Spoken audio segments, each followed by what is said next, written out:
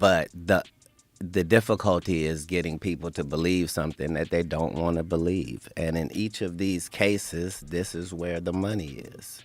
I can't do this. I have to sit down again. She was put in front of a judge and given a guardian. That was when they took her away from us. I have no money. And I'm gonna tell you something. If it happens to me, it could happen to you. I will smoke when I smoke, and I will liquor when I liquor. And I will eat what I eat. How dare him? How dare him? I control me. Y'all, this situation with Wendy Williams is seriously terrifying, and it looks like Katt Williams, Dave Chappelle, Kanye, and all those other people who try to warn us about what happens when celebs step out of line were right all along. So there are rumors going around that Wendy is being held hostage by the people who put her under financial guardianship, and this new documentary that came out was allegedly part of their tactic to convince the public that Wendy is unstable and needs a guardian. Now, no one is denying that Wendy has had her struggles over the years, but what's crazy to me is that her bank, Wells Fargo, froze her assets before they had proof she was incapacitated. And then for Wendy to be diagnosed with dementia 2 years later feels like they're playing in our face for real. After all, we know Wendy had a lot of info on some powerful people, and she wasn't afraid to spill it. She was one of the first ones to publicly hint at Diddy's DL lifestyle all the way back in the 90s, which led to Diddy banning her from all New York radio stations. In fact, Diddy's former bodyguard, Gene Deal, said he personally witnessed Diddy making phone calls to radio executives ordering them to get Wendy blacklisted from all stations. When she put out those pictures of the dude pulling his pants down and it looked like some gay act that was going on, he got on the phone. He said, let me tell you this. When I get back to New York City, if she's on the radio station, he's talking to a radio executive. He said the same thing he said, nobody that I deal with, nobody that I know is gonna do anything with y'all, no business at all. It ain't gonna be no artist, no nothing gonna come. He's telling people that at a radio station. When we got back to New York City, Wendy Williams was in Philly at a new station. Wow. That's the power he had. And this is just one example out of many. During the course of her career, Wendy spoke boldly about a lot of powerful and famous people, including the so-called Hollywood elite and even politicians. Yes.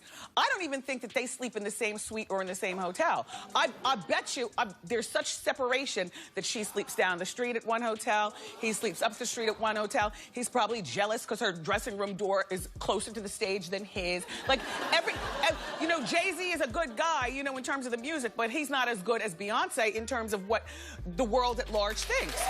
People are saying that, that Obama was actually flirting with this prime minister. Well, here's the other picture. Look.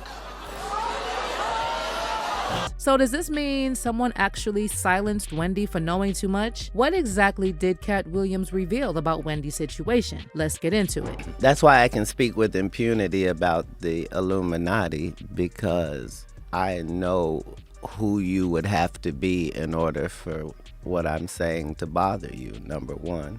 So I'm sure you've all heard by now the sad news about Wendy Williams. Just days after a new documentary called Where is Wendy Williams aired on Lifetime on February 24th, news broke that Wendy has been diagnosed with aphasia and frontotemporal dementia. Aphasia is a disorder that affects your speech, as well as your ability to write and understand both spoken and written language. As for frontotemporal dementia, it's a disease that causes degeneration of the brain and progresses rapidly. There is currently no cure or treatment for frontotemporal dementia, and eventually the person diagnosed will need 24-hour care for daily function. Now, we've all seen Wendy struggling with different health issues over the years. She's been very open about her struggles, including her battle with Graves' disease, an autoimmune disorder that affects the thyroid gland, as well as her battle with alcohol and substance abuse. But Wendy's fans are saying there is something suspicious about Wendy's dementia diagnosis, because it comes after Wendy's bank, Wells Fargo, declared her an incapacitated person and froze her assets. In January 2022, shortly after the iconic The Wendy Williams Show was pulled off the air, Wells Fargo suddenly froze all of Wendy's accounts and blocked her from accessing her financial statements. Wells Fargo claimed that Wendy is an incapacitated person in need of a financial guardian, and they filed a petition at the New York Supreme Court arguing that Wendy is an incapacitated person and that her situation was concerning. The petition read, "It is our hope that the court will imminently appoint a temporary guardian or evaluator to review the situation and ensure that Williams' affairs are being properly handled." But Wendy's lawyer Celeste McCaw fired back, accusing Wendy's former financial advisor Lori Schiller of lying to Wells Fargo about Wendy being of unsound mind. In her court filing, Wendy's lawyer revealed that Wendy had previously fired Lori Schiller due to improper conduct in relation to their professional relationship. So allegedly, to get her revenge on Wendy, Lori went behind Wendy's back and convinced Wells Fargo that Wendy is incapable of handling her assets and needs a guardian ASAP. Wendy's lawyer also requested a temporary restraining order against Wells Fargo, claiming that the bank was interfering with Wendy's right to access her financial assets and statements. But the court sided with Wells Fargo, and in December 2022, it was revealed that attorney Sabrina Morrissey was appointed as Wendy's financial guardian. Now, I also want to point out that Wendy herself publicly called out Lori Schiller and Wells Fargo, accusing them of conspiring against her to put her under guardianship. And as you will hear in this recording, Wendy didn't sound incoherent or of unsound mind. She made perfect sense and calmly explained how people on her team allegedly plotted against her.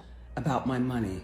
And when I began asking questions about my money, suddenly Lori Schiller has got no response regarding my money. I want my money. This is not fair. And Wells Fargo has no questions and answers with regarding my money. This is not fair. And Lori Schiller and Wells Fargo have this guardianship petition about keeping me away from my money. And this guy named Bernie Young, I know for a fact that Bernie Young used my American Express card to hire an attorney to file a petition against me. That was done with my American Express card. A former doctor had medical information about me that I never even got. It was sent over to Lori Schiller. I fired the doctor, and again, all I want to know is where is my money? This is not right. So this was recorded in March 2022, and you can see that Wendy had no problem speaking, and she wasn't showing any signs of aphasia or other dementia symptoms. But her representatives are now claiming that she was diagnosed a while ago, and that her diagnosis was the reason she stepped down from her talk show. But see, members of Wendy's family have raised concern over Wendy's guardianship, and Wendy's son Kevin Jr. alleged that some people on Wendy's team were deliberately pushing her to drink alcohol and then gave her documents and contracts to sign while she was under the influence. Kevin Jr. told The Sun, if they aren't providing it, they are definitely enabling a type of personality and giving her the green light to drink. Whoever has been hired, they are taking advantage of someone who needs to get better. He also claimed that Wendy's team pressured her to sign contracts either during or immediately after she left rehab. Once I heard that she was agreeing to stuff around her rehab, I thought, well, okay, they are taking advantage, Kevin said. Now, another interesting fact is that after this Lifetime documentary came out, Wendy's financial guardian, Sabrina Morrissey, filed a lawsuit against Lifetime and tried to prevent the documentary from airing. But according to documents obtained by Hollywood Reporter, Morrissey's complaint was immediately vacated. This led some fans to speculate that Wendy's guardian filed that motion against Lifetime as a distraction to take the attention away from her and make it look like she actually has Wendy's best interests at heart. Meanwhile, fans also started drawing parallels between Wendy's situation and Britney Spears' conservatorship. Britney revealed during a court hearing that she was misdiagnosed and given dangerously high doses of lithium, which was later used as an argument that she was incapable of handling her own money. What's also strange is that Britney revealed that her lawyer, who supposedly wanted to help her and the conservatorship, advised her not to share her story with the public, which led fans to speculate that her lawyer was conspiring with Britney's conservators. And I would honestly like to sue my family, to be totally honest with you. I also would like to be able to share my story with the world and what they did to me, instead of it being a hush-hush secret to benefit all of them. I want to be able to be heard on what they did to me. By making me keep this in for so long is not good for my heart.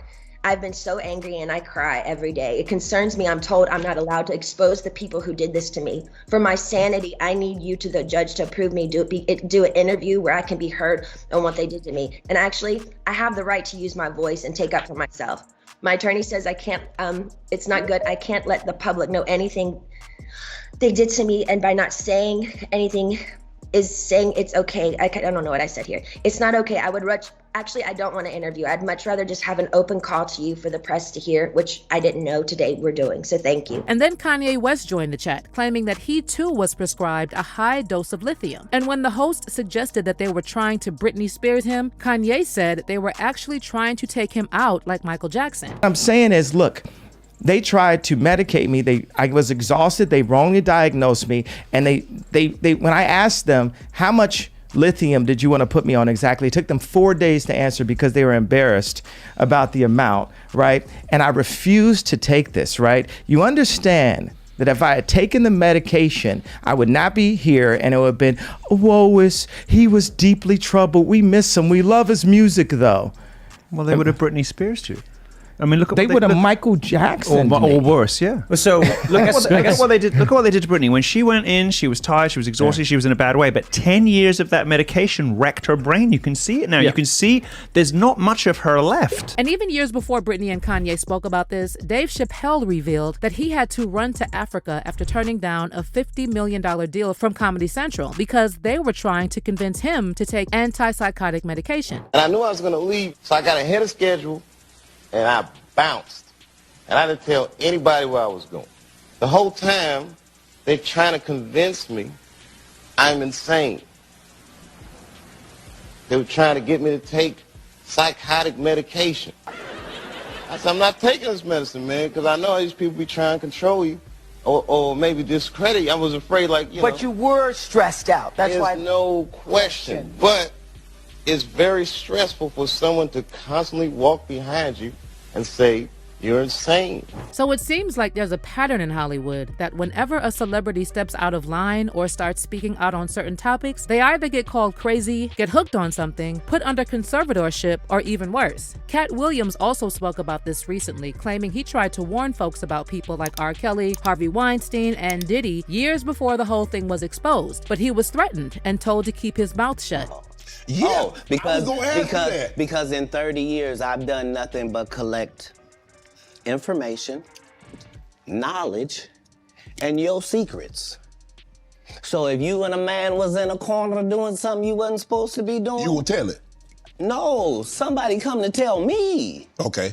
I gather that, I value that, I'll pay for that. Come, tell me. I know so many things I shouldn't know, and they all know it. And isn't this exactly what Wendy Williams was doing for years? Collecting information on powerful people? Well, we can't really put anything past these Hollywood deviants, as Katt called them. And Wendy's fans are now speculating that there's more to her situation than meets the eye. One fan said, I think they're determined to take Wendy out and are doing so slowly to claim personal sickness as the reason. After she admitted to being in rehab while handling the show, I could sense that she had no control over her life. And another person wrote, they froze her bank account, they have her isolated. Her family doesn't know where she is. When the production crew began to do a documentary about the come up of Wendy Williams, they wouldn't leave after they saw the state that she was in because they were concerned about her. Some stranger was appointed as her legal guardian who decided to file a lawsuit only after the production was already aired. Shaking my head. But what's your take on Wendy's situation? Do you think someone wants to silence her for knowing too much? Drop your thoughts in the comments section and don't miss out on this next video.